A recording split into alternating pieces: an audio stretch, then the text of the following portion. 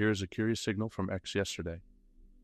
Among the 3 most discussed AI stories of the day, the one with the largest audience was not a model launch, a funding round, or a policy fight. It was a free 28-minute class about how to work with Claude that is worth pausing on because it tells you where much of the practical leverage in AI work now sits. Today we take the 3 stories that led the AI conversation on August 26th and read each one for what it means for teams building with these tools, especially here in Europe. First, the class itself. According to Texto Creativo on X, the 28-minute masterclass on Claude prompting is available free, and it covers 3 things in particular: Claude.md files, memory shortcuts, and running parallel Claude sessions. The post drew roughly 4,000 likes and just over 700,000 views in a single day. So what is actually being taught? Claude.md files are persistent instruction files that sit with your project and shape how the model reads your code and your conventions. Memory shortcuts let you carry context forward instead of restating it every time. Parallel sessions let you split work across several Claude instances at once. Put together, this is context engineering, the craft of structuring what the model sees before you ask it to do anything. And here is what I would underline for European builders. Models will keep changing, and providers will keep changing with them. But the way you structure instructions, memory, and session workflows is your own layer. It is portable, it is auditable, and it can live inside your infrastructure, whatever model sits underneath. That is why a prompting tutorial can draw a bigger audience than model news. It covers the part of the stack you actually own. Second, a model story with a commercial hook.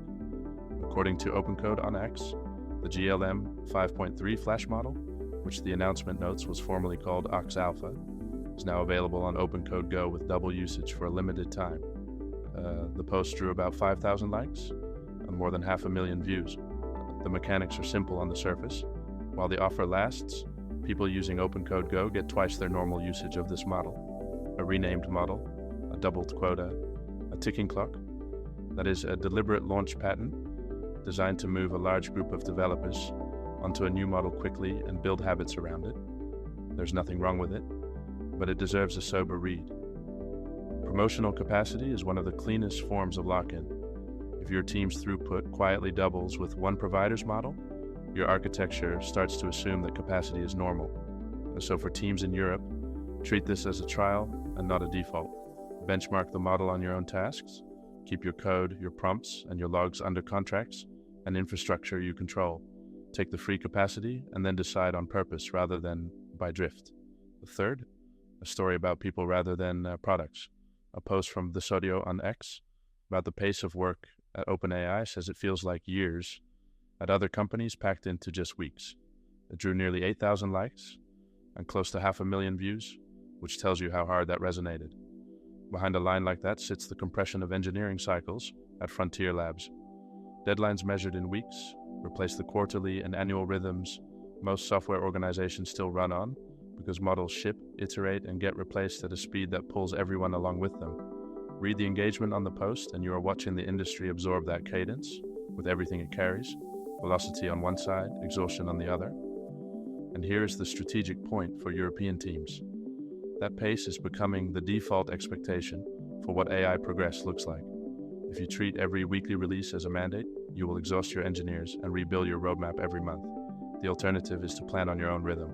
Fix the problems you are solving, evaluate new models when they matter to those problems, and let the frontier keep its clock without making it yours. So, 3 signals from one day. A free prompting class drew the largest audience of the 3, which tells you context engineering is now a first-class skill, and the layer of the stack you genuinely own.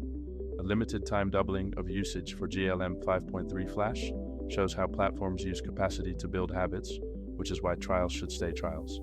And a single line about weeks feeling like years tells you the frontier cadence has become the industry's expectation, whether or not it suits your team. That is the briefing for today. If this kind of grounded daily signal is useful, subscribe and like the video. It helps us keep the noise out and the sources in. You can also get our free weekly AI signal brief by email. The link is in the description. And if your team is building with AI and wants a serious conversation about sovereign infrastructure in Europe, book a free consult with Etherlink. Etherlink, sovereign AI built in the EU. See you tomorrow.